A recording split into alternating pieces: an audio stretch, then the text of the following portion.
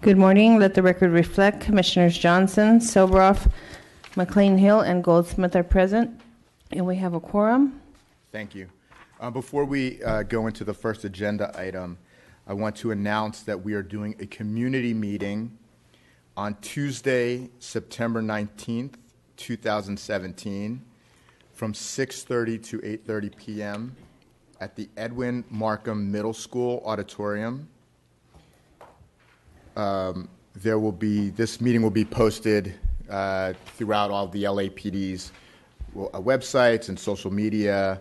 We will also be releasing it to the media and to various at all the various divisions to make sure the word gets out as much as possible.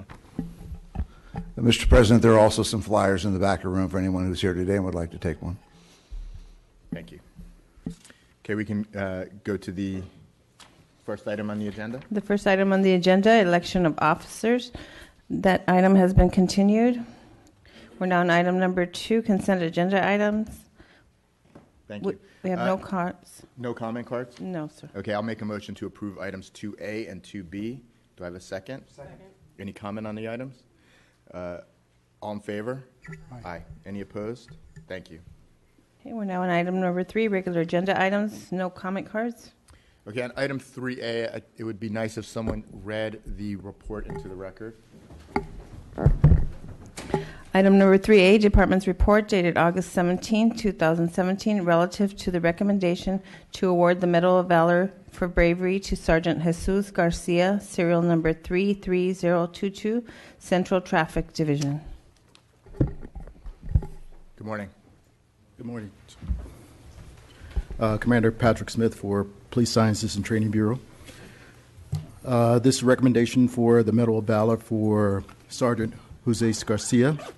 It is recommended that the Honorable Board of Police Commissioners award the Medal of Valor to Sergeant Jesus Garcia for his heroic actions on June 15, 2016. June 15, 2016. On June 15, 2016, at approximately 22:30 hours, Sergeant Garcia and his partner were at Olympic Boulevard and Lemon Street when they heard the impact of a traffic collision 1 block west of their location. They looked in the direction of the impact and observed that a motorcycle involved in a collision with a car had burst into flames. Sergeant Garcia broadcast the incident to nearby police units as he immediately drove to the scene to assist in the traffic collision victims. When Sergeant Garcia and his partner arrived at the intersection at Olympic Boulevard and Lawrence Street, they saw that the motorcycle and the motorcyclist were lying on the street fully engulfed in flames. The intense flames were fueled by the gas coming from the motorcycle's ruptured gas tank, reaching approximately 20 feet high.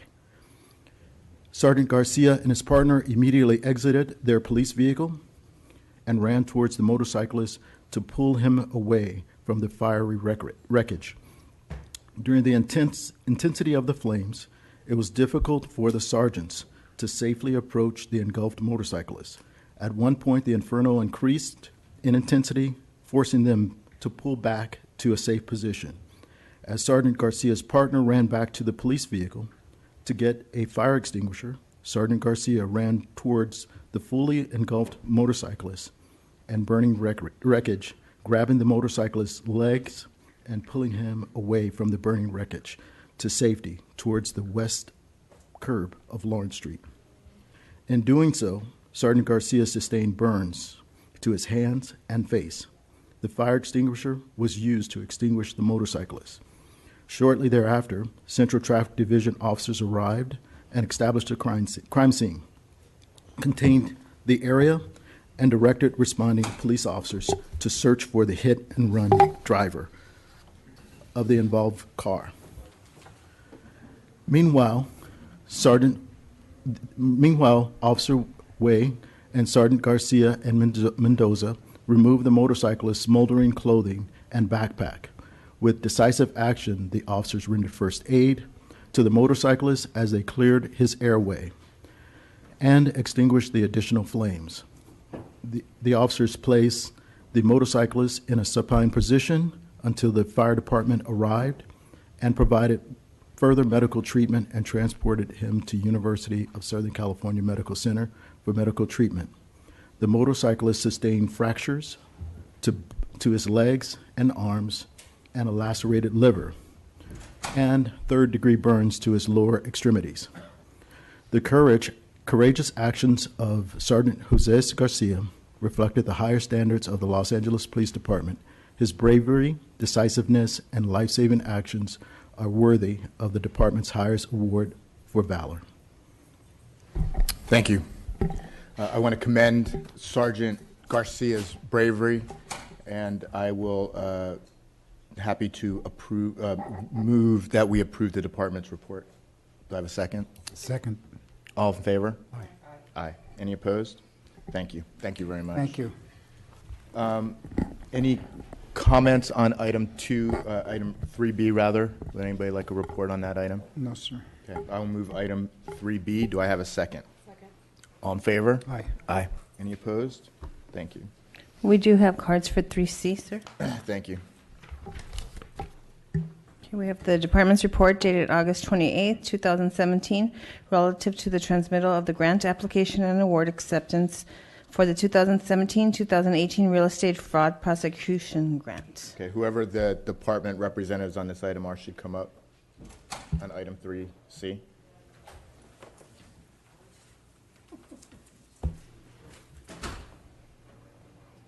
I'm sorry, I believe I read the wrong. 3C is 3C. relative to ethics enforcement section, quarterly report. I'm sorry. Department's report dated August 23, 2017, relative to the ethics enforcement section quarterly report, second quarter 2017. I know we've all read the report. Does anybody want an actual report or to have any questions on the report? No. Okay, then we can go right to the comments. Okay, we have Audrey George, followed by Tiffany Guerra and Mr. Herman.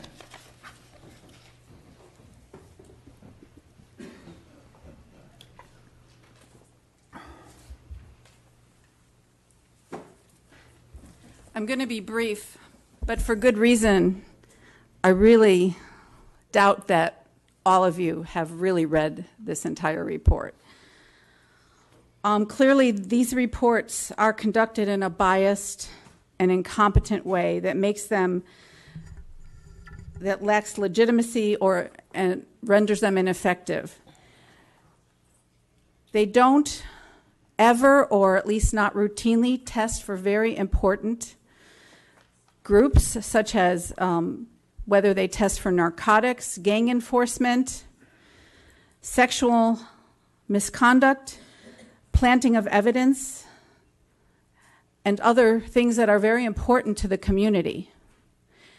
It shows the type of lack of respect. You know, we don't see how this is ever going to change the rape culture that exists in the LAPD, holding officers accountable for the egregious, horrific types of misconduct that has been displayed and made public. Please improve, change this reporting procedure. Make sure you read these reports very thoroughly and look for what's not in them. Thank you. Thank you for your comments. Tiffany Guerra.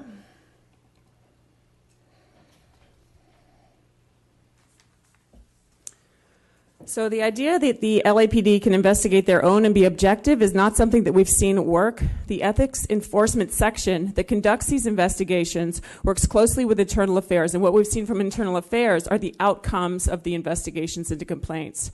From 2011 to the end of 2015, so over a 5-year period, there were 2,271 complaints of bias policing, with approximately half of those being filed by black folks, and 0 were sustained. Over the same 5-year time frame, there were 5,482 complaints of unauthorized use of force, and 52 were sustained, so that's less than 1%.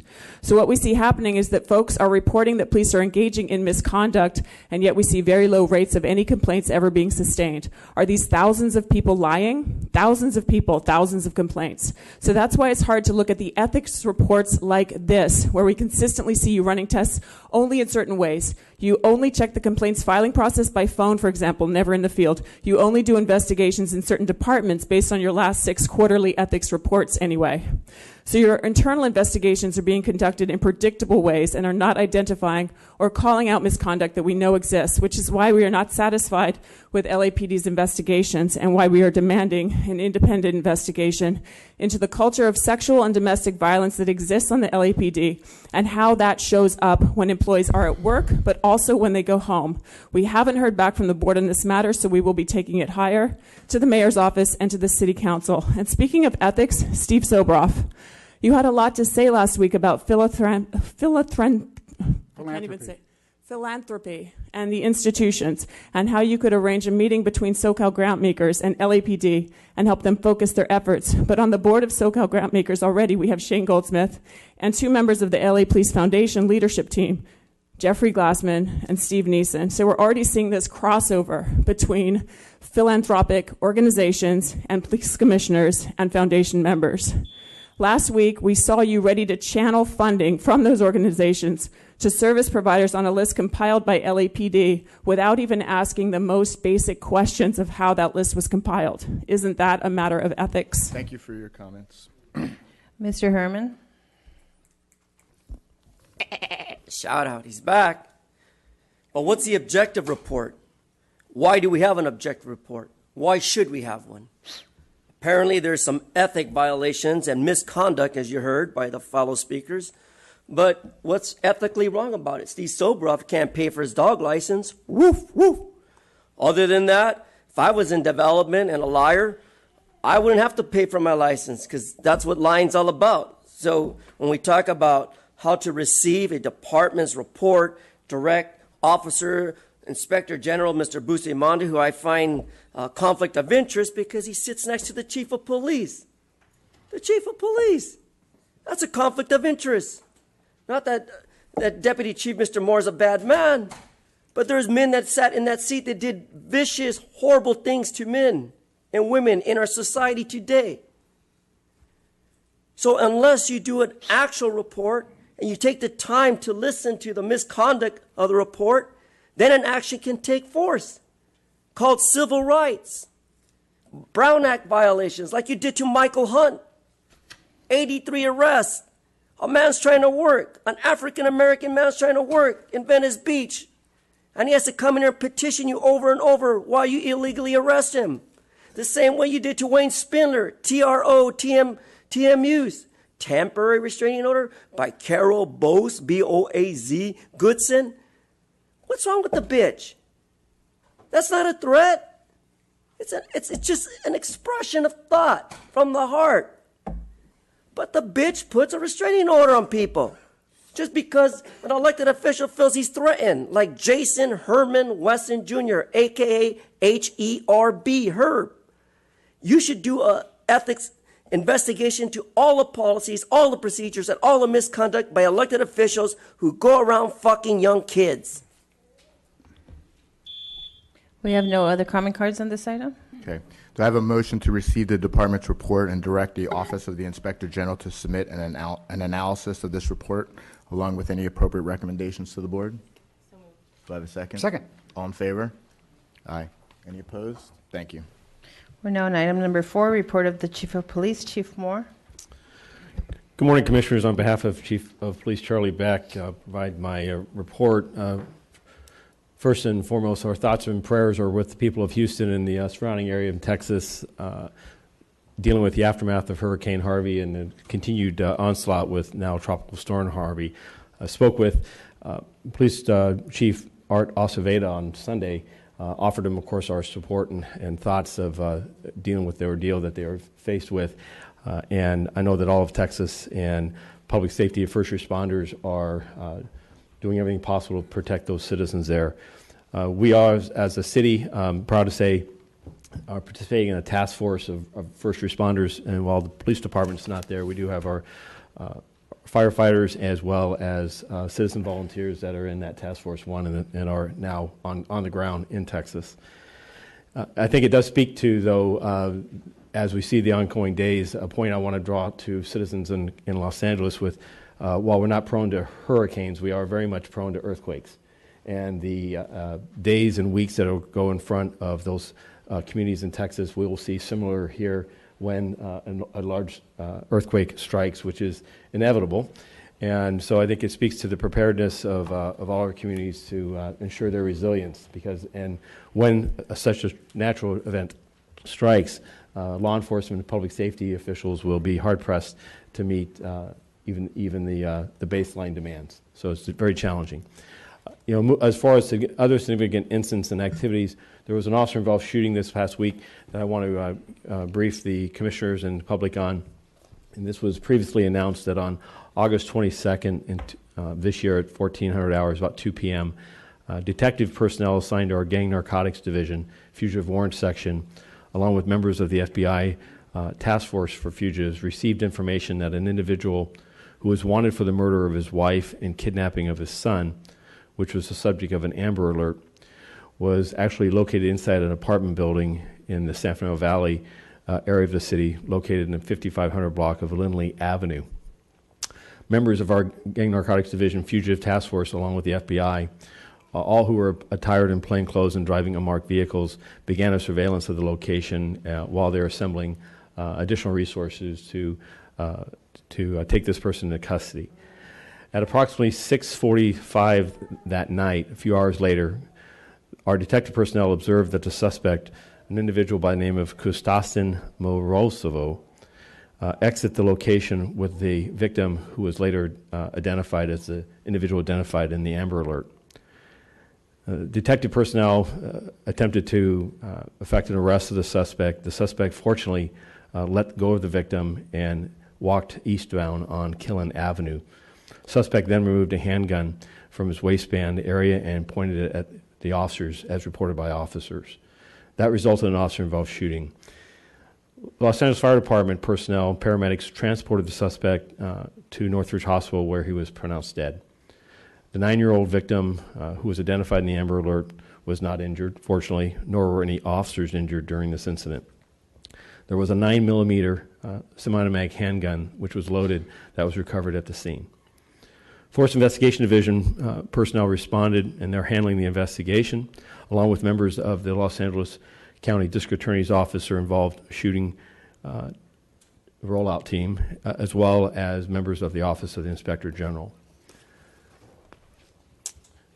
On a more pleasant note, I was able to attend a couple of community events this weekend, and talks about the importance of, before I get to crime statistics, of our community engagement. This past Saturday, we had attended the graduation of the first Citizen Police Academy 2.0. This is a 14-week program. We had 53 participants, Evangelinos across the city, that while many agencies have had a traditional Citizen Police Academy, this went into a much deeper dive into the various disciplines and strategies and challenges in law enforcement, particularly here in Los Angeles. So I was proud to recognize on behalf of Chief Beck those graduates, and also proud to see that they were put to the task over an extended period of time with weekly attendance and getting into hands-on, if you will, as to some of the work that our men and women are doing in the various aspects of the department operation. Also, I'm proud to announce an expansion of a program that's been provided through generous funding of Dave Anderson from Learn to Lead, who provided more than $62,000 this past year to conduct the Shop with a Cop program for back to school. 25 young people were joined with 25 of our police officers, not all of them YSOs, but many of them just officers from the various geographic areas. They partnered with Staples, who provided us a list of school supplies that LA Unified organizes. And this was an opportunity for these officers and the young people to go out and basically get the young people ready for school. The encounter was powerful, I'm sure, but never more poignant than a post that got a fair amount of social media play, where a young person who was relatively quiet and went through this process then leaned over and spoke with Captain Malachi and said, "Let me tell you a secret. I like police officers now." And I think it speaks to, this was a very young first, second grader, as I recall, and obviously walked in with a perception of law enforcement and through this short encounter was able to walk out with a different one. And so I'm encouraged and heartened by that, and I think it speaks to the value of these engagements that are based on each one as an opportunity to help shape and mold and provide a broader perspective of what our officers are efforting to do as they protect the citizens of the city.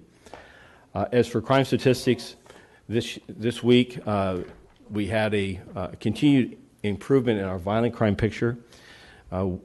We now have a 5% reduction in overall homicides. That's 9 fewer than we had last year at this point. Our violent crime reduction is now at 3.7% of an increase, which is a lower rate of increase than we had last week. And our overall Part 1 crime also improved.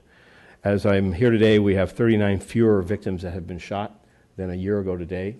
And so the trends are going in the right direction. However, I'm reminded that that this weekend too, we had 2 homicides that of the 9 that we had over the week that are they just continue to show us the challenges of gun violence in Los Angeles. One gun and just overall violence. One involved a domestic violence incident involving a young woman and her 12-year-old son in the Valley, where she was a victim of domestic violence. Came to us, an emergency protective order was provided. Efforts to get her housing were made, and unfortunately, while she left her residence, she later returned, and only to have the home broken into by her estranged husband, and while she was barricaded in her bedroom with her 12-year-old son, for the suspect to viciously attack and allegedly stab her to death with a knife.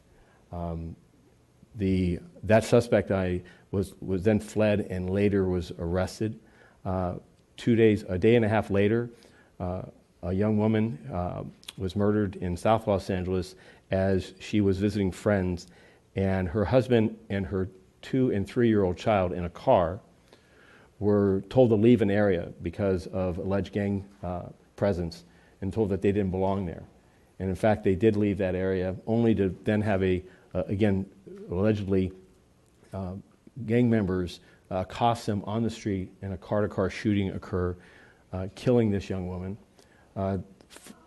injuring the male driver, and unfortunately, the 2- and 3-year-olds were not injured. That, I believe, was captured on media. I think the aftermath of that was broadcasted yesterday. So while we are happy to report, I'm pleased to and proud of the work in our community engagement as well as with our men and women in reducing violence here in Los Angeles. It is still, the human impact is still real. And as we move forward with guns recovered, 430 additional handguns have been recovered this year versus last. That's 3,876 handguns this year. So our challenges are substantial and they remain. Chief, what about this new rule about smaller weapons being allowed now? So, Commissioner, I'd be happy to have us prepare a report for that. And in my remarks, I want to make sure I stay on script in the sense of not go on that. But we'll be happy with Gang Narcotics to come and talk about that. As for our officer-involved shootings, the one I mentioned makes that the 13th fatality this year. Last year at this point, we had 15. So that's a 13% reduction, but 2 fewer lives that have been lost to an officer-involved shooting. And moving over to our traffic statistics, hit and runs continue to be a challenge for fatals and serious bodily injury, with 179 versus 145 last year. Motor vehicle versus pedestrians, 326 serious injuries or deaths this year versus 297. And lastly, our bicyclists is the only area of some improvement where we've had 70 fatals or serious bodily injuries versus 75 last year. What's particularly poignant about these statistics is the motor vehicle versus ped.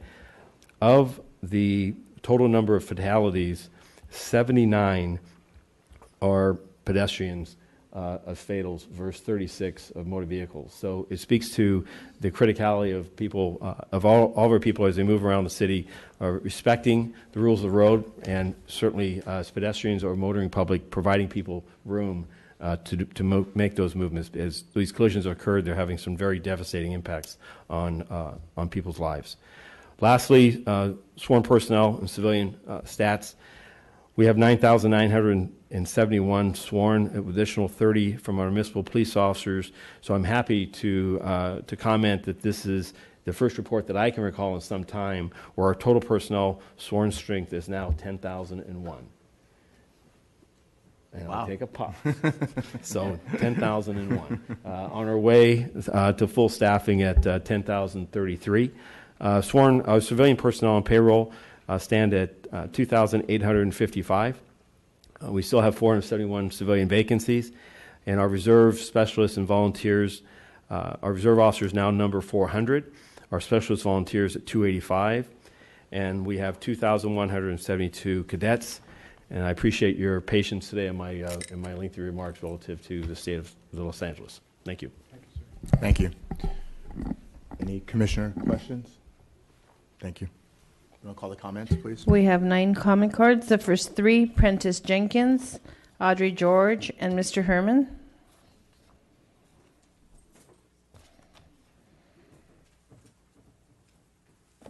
Prentice Jenkins, Peace Between Residents and Police. Good morning. Good morning.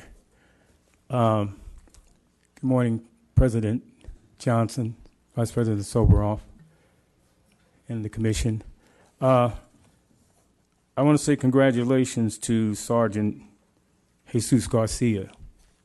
I suggest you take what he did, put it out in the lobby, and show people what he did. Put his face up there. That's very important to show that officers are saving lives. Also, this motorcyclist was blessed because he had Jesus watching over him. See? That guy's name is Jesus Garcia. Jesus watching over him. So, congratulations to Sergeant Jesus Garcia. We have incidents on 5th and Broadway. This is the downtown news. We have incidents on 5th and Broadway of people being harassed, right? And a young lady named Kimberly Briggs described being verbally abused by an individual after leaving 7-Eleven at the intersection. I've been at that intersection, and that intersection is rough. I mean, there's a lot of suspect people there. So it's important that we get the support of the LAPD out there and get that place tamed.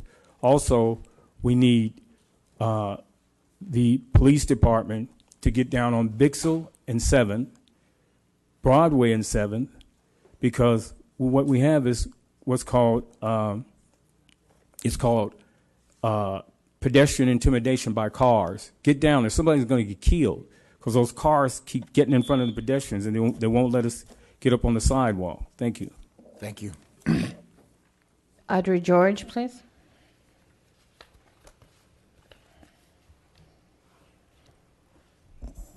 During this section on the police chief's report, I want to chastise the department for the way it conducted its pretend and insincere search for community input on the pilot drone program.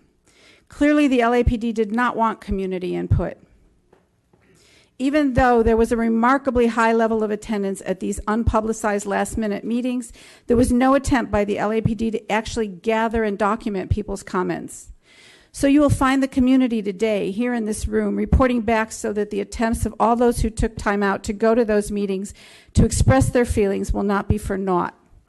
You should also recall that the community had already spoken out about this in 2014, and clearly the message was that drones are not wanted in LA. Moreover, several thousand signatures have been obtained on petitions, which communicate to you the same result. A member of our group has done research, and there was only one tweet by the LAPD made on August 16th, which was very difficult to find in a typical search using words like LAPD drones, public hearings, unmanned aerial vehicles. That's inexcusable. The same goes for the fact that LAPD website posted this under alerts, but not until August 22nd. Prior to August 22nd, there were no online news sources asked to promote these meetings, nothing on the LAPD blog, etc. I have great appreciation and an admiration for those who took the time to attend the community forums last week and to speak passionately, logically and eloquently about the many, many reasons why LAPD should not be allowed to purchase and use drones. Mr. Herman, followed by Tiffany Guerra and Courtney Eccles. San Luis Obispo County. 46 hours of torture. A man incarcerated, cuffed to a chair, butt naked. And yet, Ms. Sharon, Mr. Cardi Holland, on behalf of their son Andrew, died at the hands of the Nazi regime. And not everyone's a Nazi, as you accuse Mr. Spindler, and that's Herman Jason Wesson for the record. You see, there were good Germans that helped people, just as the bad ones destroyed lives. Right, Mr. Soborov? Isn't it sobering to see a man, 46 hours, who has mental schizophrenia or bipolar issues, as you accuse me of having bipolar issues, Mr. Soborov? What the fuck do you know about my mental health? What do you know about any of us who have mental health here? For all I'm concerned, LAPD has mental health. The way they fuck the cadets. So let's stay on topic. Let's hear how the poor woman spoke out. Ms. Holland asked, I began to feel so sorry for them. They were less human than he was. Her son died at the hands of those who had him incarcerated in jail. People walked by him and not helping him. People walking by him, not listening or seeing the problem happening before their face, Miss Shane. But how could they treat my son as though he weren't even human? The same way I came in last week and that fine woman spoke about her mental health and how the police put handcuffs on her. And I was denied public comment because some asshole decided not to let me be heard on the issues that pertain to mental health and the ADA violations of .gov.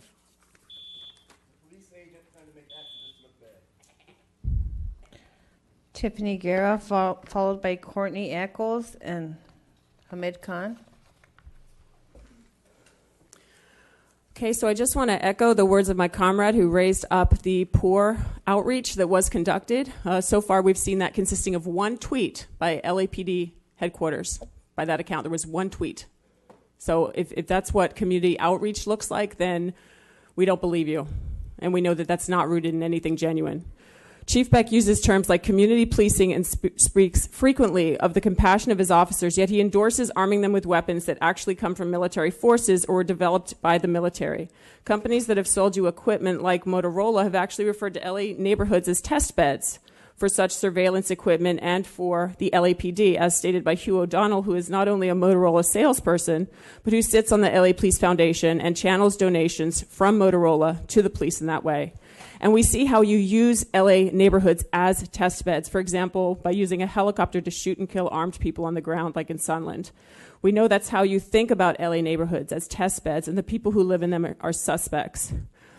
We all know the LAPD is trying to gather enough support to be able to pass a one-year pilot program for drones. What the LAPD isn't hearing are the voices of people who are saying they don't want this escalation of militarized forces. In their own words, this is an account of a person who lives in Van Nuys. I listened to you, and you are telling the community that these will be used for special tactical situations, and the word still is no. Here's the thing about our culture. Once you make it seem like it's okay, you are opening up a Pandora's box that we have never asked for. Psychologically, you're going to be complicit, sir, in sending a message to the masses, including the youth, that it's okay to use this to deal with confrontation. You're going to normalize this the way people are normalizing Trump. You're going to normalize this as a way to deal with problem solving. I will tell you, I was homeless when I was 17. Nobody wanted to help me in my first year in the United States. I'm privileged because I made it out of the street, but not everybody does. When you showed that video of the trash cans, I saw myself there younger. And a lot of people criminalize homeless people. I saw a video of your officers killing an African-American man on Skid Row. What if we normalize this? The next thing you know, these things are surveilling Skid Row. These things are going over people of color marches. These things are falling on children, on families. And we know what happens when there is no accountability, when humans with uniforms kill African-American and Latinx people. What is it going to look like when your drones kill our people or fall on people? Think about that.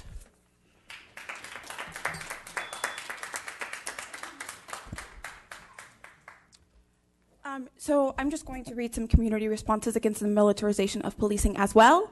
On August 23rd, at the community meeting in Van Nuys regarding LAPD's attempt to launch a one-year drone use pilot program, one community member states, "Your community outreach is not intentional. Stop with the shady and sneaky tactics in trying to schedule these meetings with such short notice.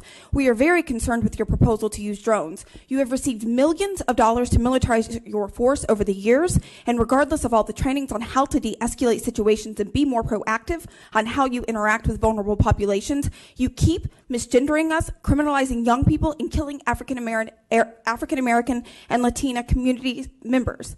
Now you are worried about the lack of drones in LAPD hands? No. We say no to LAPD drones. That money can go to more intentional crime prevention programs, mental health services, and youth projects to keep our people and families engaged, healthy, and thriving. When will you learn to listen to the community? You're always in crisis mode and asking for more militarization because the quality of your human interactions, especially within communities of color, don't allow for real prevention, healing, and liberation. No to LAPD drones." Another community member, "You keep saying it's a tool in the toolbox, but what I keep hearing from everybody, and that I agree with, is that it's a tool of oppression and the prison industrial complex. It's a tool to feed people into that and feed people into prisons and further oppression and debt, rather than giving the tools to the community, like everybody has been saying, to strengthen communities. So you don't have someone hiding in a dumpster threatening an officer, so you don't have so many high-risk situations. That's all we're asking, and we're pushing back because we see this as a tool in the war against the community, which is how we see the police, which is how we see the PIC, and we'd rather have tools for the community to make it stronger, healthier, and help us survive so there isn't all these kinds of problems. You're creating problems, not solving them." Another community member, "I wonder if you on the police force are considering the broader picture outside of the scenarios you describe. There's a broader picture of a society which is being spied upon more and more, and it happens through steps. And I'm reminded of a popular show on television now called The Handmaid's Tale. And one of the expressions that people repeat on the show is under his eye, which is a perfect kind of picture of what drones represent. This is a move towards a society in which everyone is under his eye. And I don't think even policemen want to have all of their lives revealed all of the time to the drones like this. And I know you're not saying that's what this is all about, but this is a first step. And it's very natural to take a second step and a third step and so forth until we have drones all over the place, spying on political meetings, spying on people's private lives, sort of a Big Brother scenario. We're very close to getting there. Thank And you I for wonder your if that comments, concerns ma'am. you or worries you. That's all I have. Thank you. The next three speakers, Hamid Khan, Jamie Garcia, and Mariela Saba. So last week we witnessed another sham effort by the LAPD to completely subvert and undermine the community. I was at the Westwood hearing, and I think I just want to start off by just offering complete gratitude and kudos to the community. So I think we should just claim that. And we need to claim our power, because the community mobilized at all four spaces within 20 hours. Shane Goldsmith was present at the Westwood hearing. So Shane, if you hear anything that is not being shared that you didn't hear, then speak up. So here's some comments coming directly from the community. This is the escalation of continued militarization of LAPD. LAPD has huge trust issues in the community, monumental trust issues in the community, and you are going to tell us that this will not escalate into something dangerous, right? Then another comment was made. It seems to defy common sense. It seems typical slippery slope. Third comment. Going back to the trust issues, you say that the drones will be based with the SWAT team. When the SWAT was first established in the 1960s, it was the same situation for special circumstances, but now we see that SWAT teams are being used for no-knock drug arrest, low-level drug busts, and just busting into people's doors. Another comment.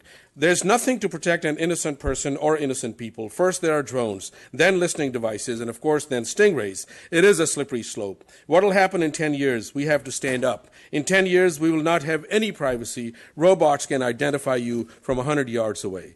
Another community comment. It is clear that the community is clearly rejecting the use of drones. Will you take this back to the police commission?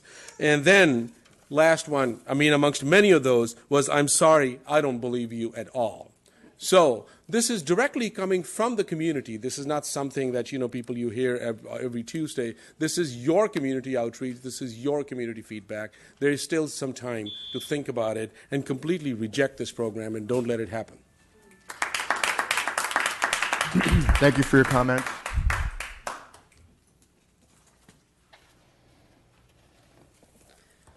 So I just want to echo what everyone's been saying about the poor community outreach and the fact that the Stop LAPD Spying Coalition and its partners organized people there. So whatever you did in your attempts were disingenuous, they were ineffective, and they were very poor, and you failed, especially with the amount of funding that you have. So you didn't go to communities in East LA, you didn't go to downtown, you didn't go to South Central, places where community experienced police extreme violence. You didn't care, you don't care, and that's very evident. So you claimed that the community, and in your feedback, you said, oh, the community just says they want more community outreach. That's not what we said. We said no drones. And you didn't even have the guts to admit that. We said no drones. So, and then the other piece is that we actually spoke to the officers afterwards, and we asked, so how are you doing this? What is your quantitative and your qualitative analysis of this outreach? We don't know. That's not our responsibility. Someone was taking notes. We think someone got video. Are you kidding me? No quantitative or qualitative analysis. What does that mean? Again, you don't care. You don't care what the community thinks. So, and then I thought about this part with Trump. In light of the 1033 program being reinstituted, LAPD is leading the way. Now we want drones. So apparently militarization is definitely what you want. So I just want to read some statements from San Pedro. There's a long history, maybe before your time, when LAPD wasn't really trustworthy. They were very brutal, they were very racist, and it's not really a question of whether or not they did any spying. We all know they did. And it seems to me it's unlikely that there's any guarantee that promises that are being made now will necessarily be kept. And that's something that one of your officers actually did. He put his hands together and said, we promise, we promise, we promise. How pathetic is that? That's what we're going to believe, is someone putting their hands together telling me that they promise? So another statement was, one of the biggest concerns we have about the aspect of militarization. There are 200 law enforcement agencies that are already using drones. Starting with that, we have Connecticut already decided to arm their drones. They're currently in the House of Representatives trying to debate that position. Thank you for your comments. Whether to arm their drones with lethal weapons. We already know in North Dakota they already armed their drones with non-lethal weapons. That's already done deal. So you can say the intent is not to arm these drones with lethal weapons, but the precedent has already been set. Just like you said, the precedent has been set with other agencies using these drones. But other agencies are already arming these drones, so who's to say that this cannot be done and that you will not do it as well?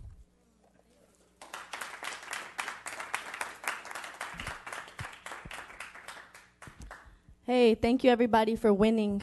We have to win. There's a duty for us to win. No drones in the sky is a minimum in the moment that we're living in. Shane, folks who are maybe kind of listening up there, Cynthia, I learned about you all putting these 4 meetings from one day to another, and I was not surprised.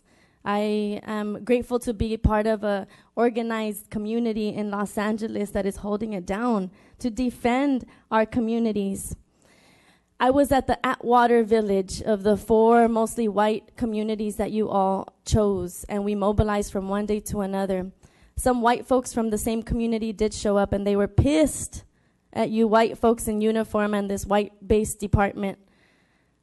It was good for me to witness white folks speak to your white people in uniform, and all of them say no to drones as well.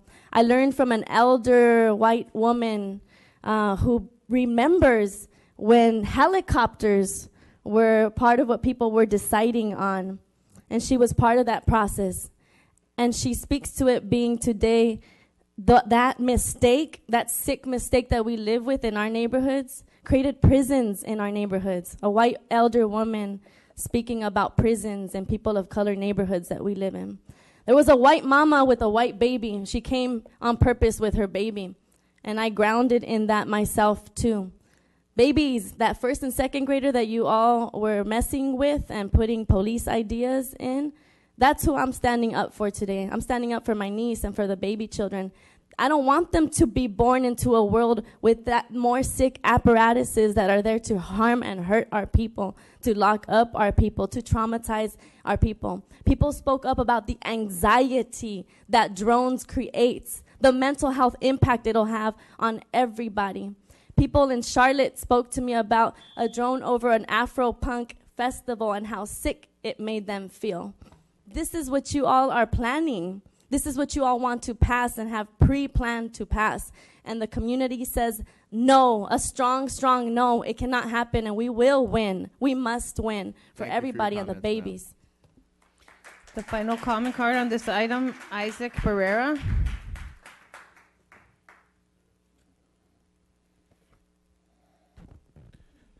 What's up, community? Hello, thanks for being here against the injustice. Each time that you get to speak here and share your heart and your mind with people that don't care, people that just look at you and they continue to pass these ordinances like the drones, which we have said no drones, and you keep saying yes, everybody wants it, but we don't. I was actually at the community meeting that you had in San Pedro, and it was a joke. There was nobody there. It was only community. There was more officers than community there, and it goes to show the joke that you all are. And so I don't take you seriously. I come here every time, and I don't even want to speak to you because I'm not even heard. This is an abusive relationship. We keep saying no abuse. Stop killing our people. What's up with the officers that shot this person this week? No answers. So I'm here to say fuck you, and stop messing with our communities. We don't want no drones. We don't want your culture of punishment. We don't need that. The solution is you out of the streets. Police out of my neighborhood. That is the solution. If you want to be a part of the solution, that is the solution. We don't need punishment. We need love. We need people that care for people, and we can't do it the way that you're doing it. And to all the officers here, you all should resign and stop supporting this white supremacist, this violent force, because this affects everybody, not only our communities, but you and your children and your future. This is the energy that you're putting out. It's violent. It's a violent force. It's a military force, and we don't want that here. We don't want it anywhere. We don't want it overseas. We don't want it in Palestine. We don't want it in Mexico. We don't want anybody anywhere. So fuck y'all and your smiles. Thank you for your comments. There are no other comment cards on item number 4. For the chief's report? No, we're not on that yet. Sorry. We're now on item number 5, public comment. We do have 13 comment cards. The first 3 cards, Jerry Dietrich, Mr. Jenkins, and Audrey. Okay, I'm used to getting a short shrift at this place, so I feel I have to stand up from time to time. My name is Jerry Dietrich. I'm with Stop LAPD Spying Coalition. I attended your community meeting in Westwood last week. It was billed as seeking public input to a proposed pilot program for the use of drones. I will quote now from the chief's letter we were handed at last commission meeting, this letter. Quote, all members of the public are welcome to attend the meeting and provide input, unquote. What was held was a tutorial by your LAPD on how they were going to use these drones. On the subject of input, we were constantly asked if there were any questions from the audience. I do not see this as public input. In the first place, your request for community input cannot possibly be achieved in your less than 1 hour meeting. We started at 6:30. Your man gave an 8-minute PowerPoint presentation. He asked for questions from the audience, and before 7:30, he said, good night, that concludes our meeting. I was only at one of your meetings, so I cannot attest to what went on the other 3, but this is one at Westwood. All we were allowed to do was ask questions for which we received incomplete answers. We had to go by your playbook, which I've come to go along with since I've been coming to your commission meetings for a few years now. But you didn't even play by your rules. When I entered, I was asked to fill out a comment card like I did here today. I patiently waited for my name to be called. It didn't happen. As I said before, we were only allowed to ask questions of your presenter. I do not see this as seeking input from the public. The overwhelming response from the public is no drones. Mr. Jenkins.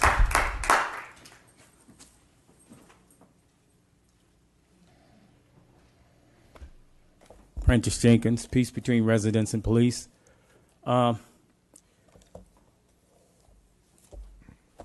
Donald Trump said he's going to pardon Joe Arpaio, the renegade sheriff in Arizona. So what this says is he's telling us, he's telegraphing to us what he's going to do. Pretty soon he'll start pardoning white supremacists who are already in prison.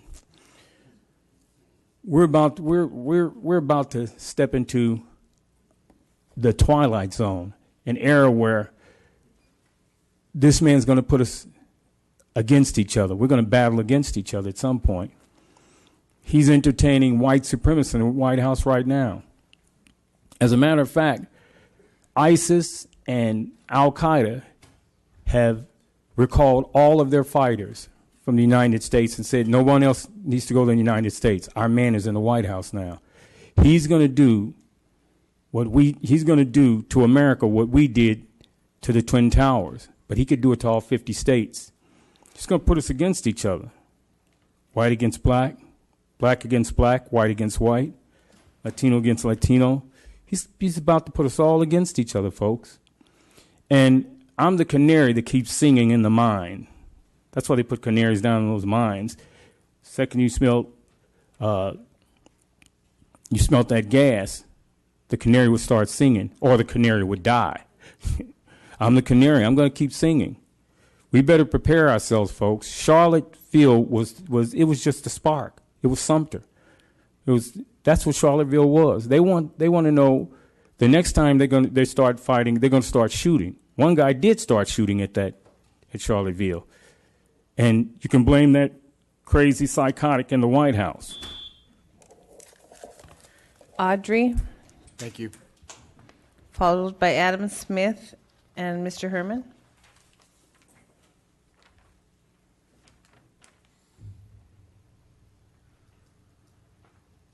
Hi, I've embedded in my remarks some of the quotes from people at those 4 meetings.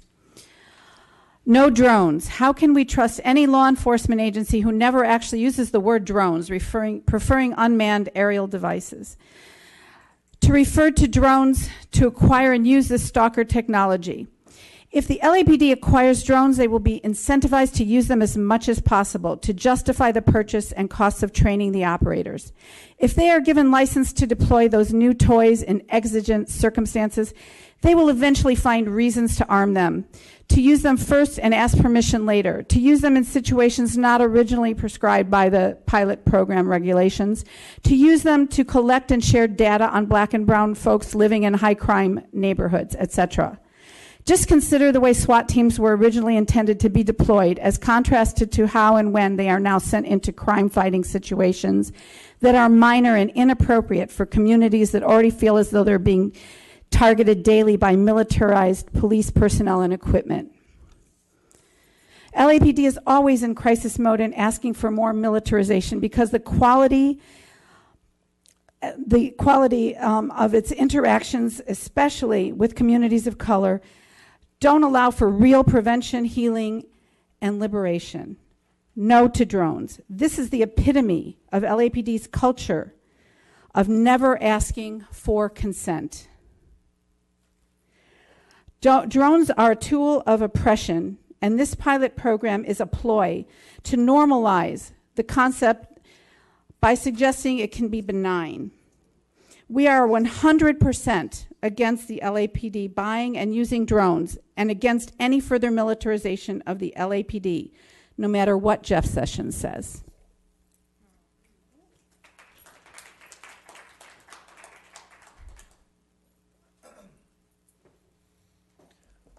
Hi. I was also fortunate enough to be able to get to the Westwood meeting, and also was looking forward to giving public comment and was surprised when we weren't allowed to. Like Jerry just said, we were able to ask questions, and I asked a question regarding trust, and it was just very dismissive. It wasn't even an answer that I got. So it just, like everyone's been saying today, I question what this community outreach actually is, if it's just a show, having these meetings in places like Westwood and Atwater Village instead of South LA and East LA. And you mentioned community outreach and convincing a little kid, changing his mind in a couple of minutes about how he feels about police instead of candy and like nice words. Why don't you use money from a supposed drone program and give that to youth projects that actually like help to keep kids in the city safe?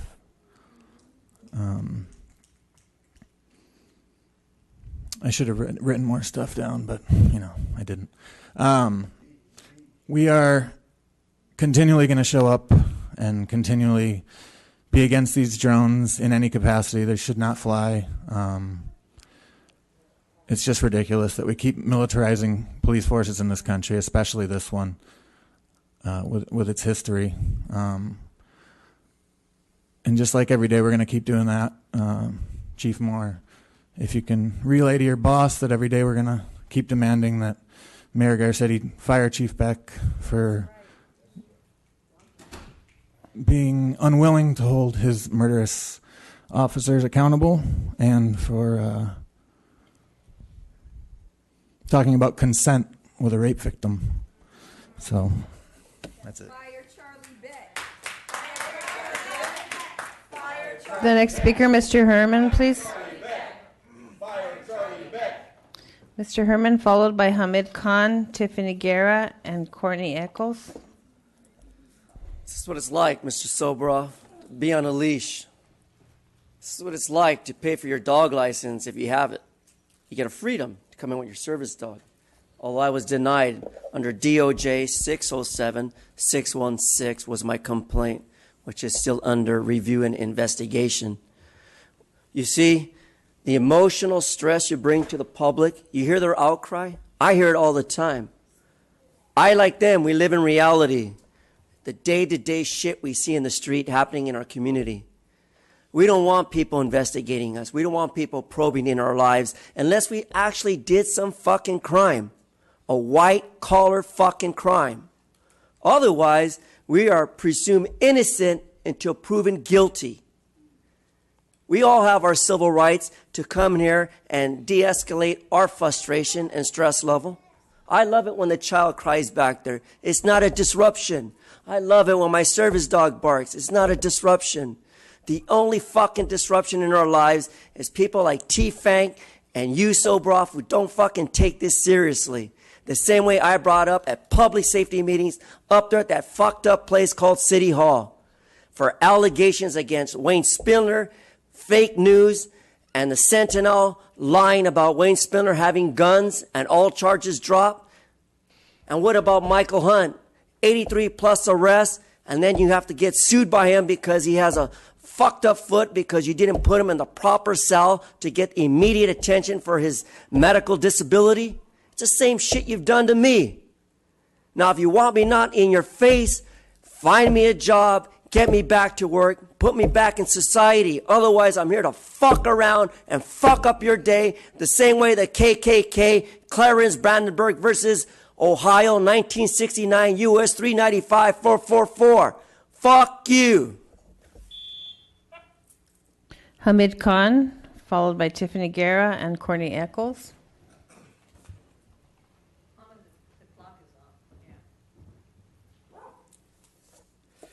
I want to speak to the this whole propaganda about the 1033 program. First of all, let's be very clear that there was never a total ban on the use of and the supply of military hardware. It was a limited ban. So, and then when LAPD comes back, and apparently we got a call from a reporter and they said that LAPD is saying that they're going to stick with the old rules. I mean, LAPD already is one of the most militarized police departments in the country. Right now they're talking about grenade launchers, which was banned by Obama. They were talking about armored vehicles with tank treads, which was banned by Obama. That ban has been lifted. The LAPD already has a whole lot of equipment in their arsenal to begin with. And when you link that up with the massive architectural surveillance, that's what an occupying army is. And we have to very seriously start looking at this drone program as LAPD building an air force. I mean, this is not an exaggeration. This is not sensationalism. LAPD has the largest fleet of helicopters that is already in use. LAPD used that helicopter to shoot someone in May of 2017 with a high-powered rifle. And when you look at the cost-benefit analysis, instead of 17 or 22 or whatever the LAPD's fleet is, think about the amount of drones that the LAPD can get for that money, right? Then they start talking about de-escalation, the use of drone in a de-escalation. So imagine a hostage situation. Imagine being in that situation and you see a drone staring at you through a window. Is that going to de-escalate that person? I mean, just really put yourself in that just for a second. That you're there, you know, energy is running high, anger is running high. This is an explosive situation. And next thing you see through the window, what is that person going to do? Are they going to say, oh, thank you for sending me this very prophetic message for me to de-escalate? This is the ridiculousness, this is the grossness, and this is the complete dismissiveness of our communities is what we are dealing with.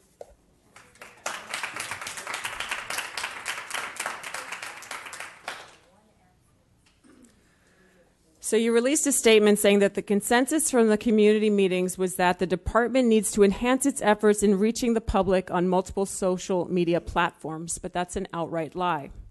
We were at the community meetings. We have video from the meetings, and we're listening and taking notes. Folks were complaining about the outreach, but not to say that more needs to be done online. That was not the consensus. What was suggested was that the LAPD listen to those folks in communities that are most affected by police violence and are saying out loud, no, we don't want this. And because I don't think you would hear them otherwise, here are some more testimonies of what people shared. What happens is, as young people get involved to talk to you, following the path of our ancestors and everyone else who has dedicated their lives to talk to you before this whole system got to the point that it is now, and then we read the news and then this thing is passed, even after we tell you no, it's a constant rape culture. There's no consent. There's no respect to what people tell you. But it's please, and we shouldn't say please, but please communicate that to your director. It's better to have uncomfortable conversations than continue having dead bodies and continue oppressing us. Van Nuys is a community that is becoming gentrified. It's a community that sees more homelessness every day. And regardless of us electing Latina people, we still see the bullshit going on. So here we are taking some time out of our lives to tell you, take the message. It's very clear. It's not just people of color. It's people from all walks of life, all ages, all races, all classes, all orientations and identities telling you no. And this was a separate comment. And what sucks the most is that we took the time out of our day to come here, and all that you're saying is, what I hear is, but you're not hearing us. Everything you're saying back to us is not what we are saying. You're not even meeting us halfway. You're not even trying. What are we here for? We're here to tell you that we don't want this. Do you get that? Do you understand that? And how are you going to communicate that to your superior? And if you really wanted to cultivate community engagement, where are the people? You didn't even intentionally try to reach out to folks to know this was happening. So why tell us you really want to know what we have to say?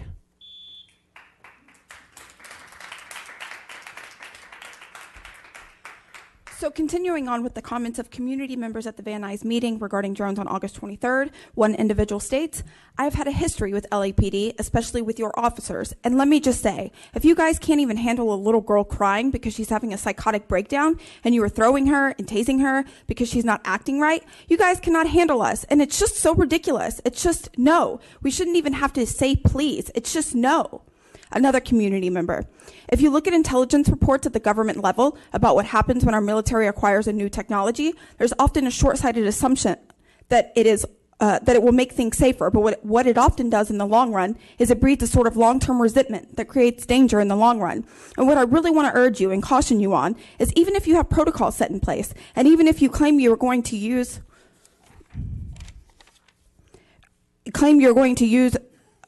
you are not going to use them during protests or when there's free speech, not limited to the LAPD. All forms of the government have a tendency toward power creep. And I read the wrong one, and I don't have the remainder of that one. Moving on. Another community member.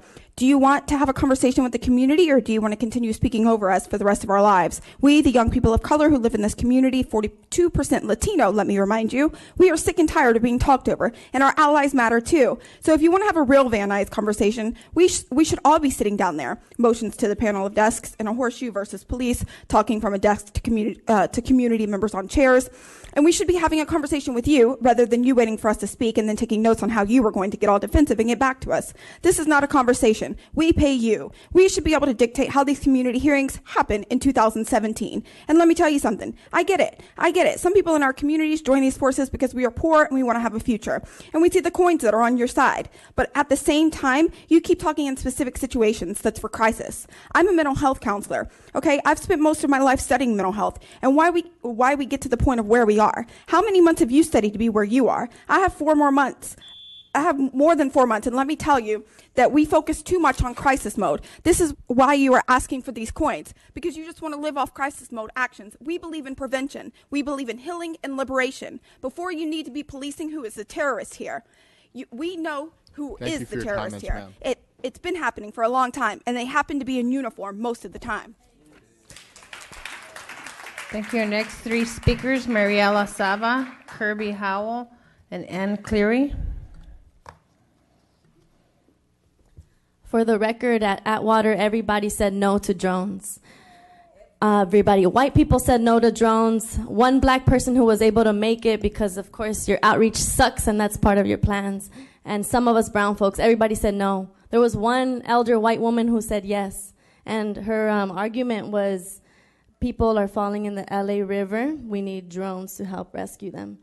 She was not well, folks, and the majority of people know better. And I say that with corazón, with heart.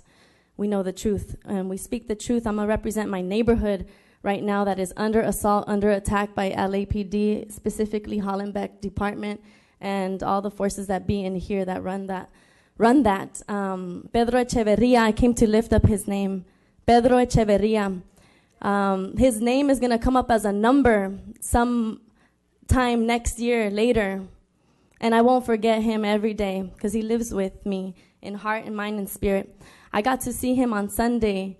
He got locked up by you all after you shot him.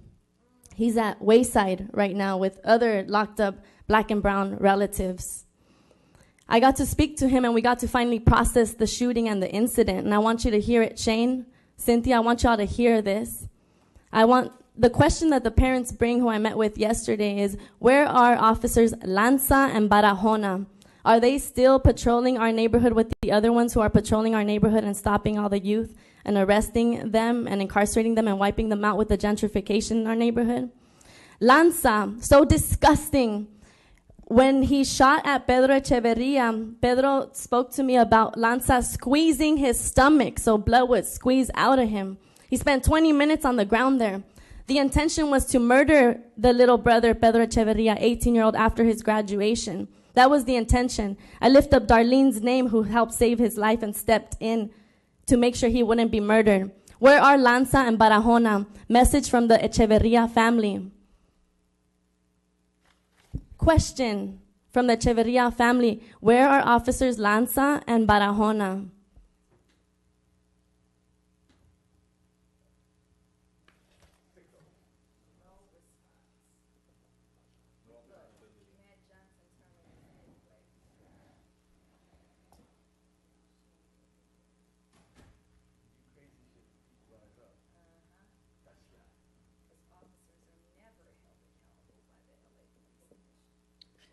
The next speakers, please. Kirby Howell and Ann Cleary.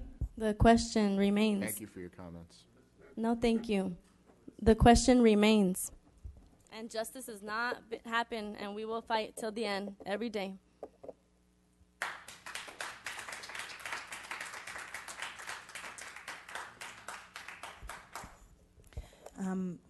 I want to start by saying that I'm not surprised, but the LAPD is acting like a dictatorship, not like a public service, which is what you guys have sworn to be. You have it plastered over your walls that you're here to protect and serve, and yet you have these meetings basically in secret to talk about drones, something that affects everyone who lives in LA, all the residents and citizens of in LA. So you have been told by people countless times that they oppose the use of drones. They oppose the use of drones in LA, in communities where police are known to oppress people. And yet, Rather than listen to that, you have meetings basically in secret and then go ahead and do whatever you want. So you're not protecting and you're not serving, because to serve is to take on what the people have asked you and what people have told you will directly affect them, and think about that and use that and take that on. But you don't. You do whatever you want to do. You militarize. You treat the people in this city like enemy combatants. That's what you do when you use drones. That's what drones are for. Drones are used in hostile situations, in war. So you are treating the people that live here as enemy combatants, not like citizens, not like human beings that you have said that you are going to protect, that you have said you want good relationships with. There's a story you said about the second grader who, I don't know, it was something fluffy, like a police officer was nice to someone. But what happens when that person grows up and they are targeted by the police, or their parents are targeted by the police? Do you think that one positive interaction, do you think that words say anything? Actions are what say everything. So the fact that you continue to oppress communities of color, that child may have that idea. I've lived here for 5 years. I have never, before I moved here, had a negative interaction with a police officer. And every single interaction I have had in LA with a police officer has been negative. I've been treated like I am a criminal by police officers in this state. This is what you do, and this is the reflection that people see. This is what people see of the LAPD. Michael Williams, followed by Jamie Garcia. Your name, please, Ann? Yes. Ann Cleary. Hi, I'm here to echo the voices of my fellow citizens and add one more voice that vehemently opposes the proposal to add drones to the police arsenal. In a police force that professes to protect and serve its citizens, there's no need for machinery that can be used to surveil and kill. Thank you.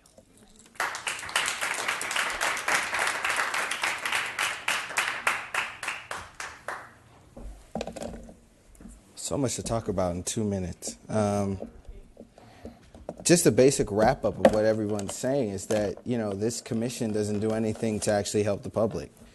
You guys are sponsoring drones, and that's money going further into the coffers of LAPD, giving them more ability to do things that we are already suspicious of them, right? And there's no accountability being asked of the police, but you keep continually giving them more equipment, more things to keep doing, more to be more abrasive, more intrusive into people's lives, and the community is already suspicious of them.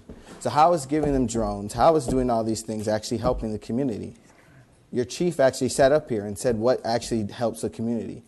Your chief actually said that helping rebuild the community, putting money into community resources and community organizations that help the community, that's what helps the community. Not more police, not more drones, not more surveillance. That does not help the community. That does not grow the community. That does not build the community. And you all know this, but you're not going to do anything. You don't do anything. You don't stand up and say, look, we need to put more emphasis on community building, right? We need to put more emphasis in communities, organizations, and stop taking money from them. Stop taking money from Parks and Rec. Stop taking money from public access programs and to put them into police. That police go ahead and go and abuse and kill and violate people and do all these things. I mean, 2 weeks ago, we had a reading about all the different things that the LAPD has done with sexual violence. We have all the different laundry lists of people who have been killed by the LAPD.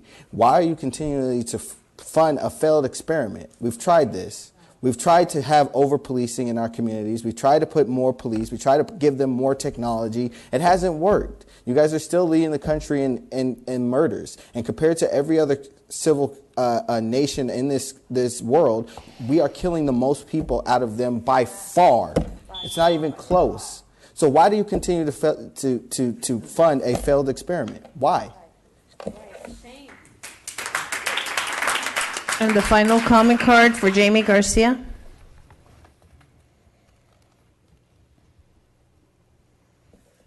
So Chief Beck made a comment about all the organized community that comes here and says that we're a group that jumps on every issue. But I thought about it, and I thought, well, you can continually attack our community in multiple ways, so we must show up in all ways. So let's go back about a month and let's start talking about the cadet program again, because it seems like you've forgotten about it and you really don't care that a young woman was raped. We sent you a letter and we still haven't gotten a response. So again, that tells me that you don't care what the community thinks, just as you're looking down again and you're continually on your phones, that you don't care what the community thinks. We sent you a formal letter, we told you about our complaints, and you still haven't responded, so we're escalating. So what we asked for is we wanted an independent investigation. We want to find out how many more victims exist. LAPD didn't even make a concerted effort to support the cadets and find out how many other young people were possibly harmed. Because we know if there's one, there's probably multiple. So think about that. How are you protecting these children? How are you finding out how many more exist? Because many more probably do exist. And we want a complete halt to the program. We want this program ended. So I found it really odd that today you guys were speaking about ethics and how LAPD passed with flying colors. And again, I want to repeat that a young woman was raped. So how is LAPD ethical? And how is it possible that you passed with flying colors? And then I realized, oh, it's because you don't even monitor the cadet program, just like you don't monitor controversial areas like the narcotic enforcement, like gang enforcement. You mostly test for complaints via telephone. And then we know what happens with all those complaints. 0 sustained with bias policing. 0 sustained for many, many years. So again, you're passing with flying colors. I don't get it. It doesn't make sense.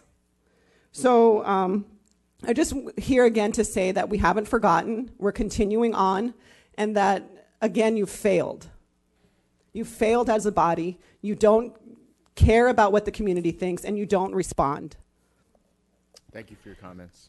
We have no other comment cards on this item. We're now on item number 6. We have one comment card. We have Mr. Herman, who's not present. The Board of Police Commissioners will now recess into closed session to discuss item number 5A1 in accordance with Government Code, 6A1 in accordance with Government Code 54957.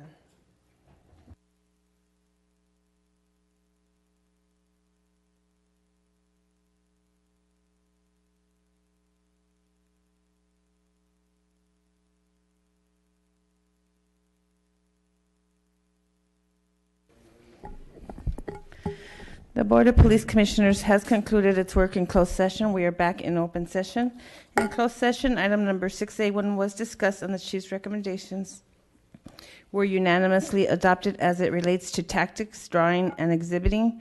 The Chief's recommendations were adopted by a vote of 3-1 as amended as it relates to lethal use of force. Mr. Vice President, is there a motion to adjourn? All in favor? Aye. Okay. Thank you, guys.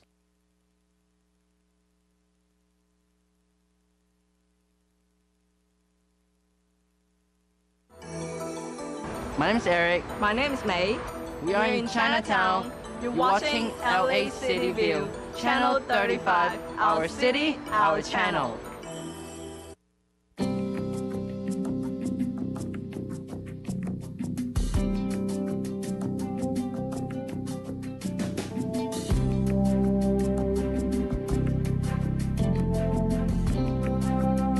Can the massive water demands of a self-contained community be environmentally friendly?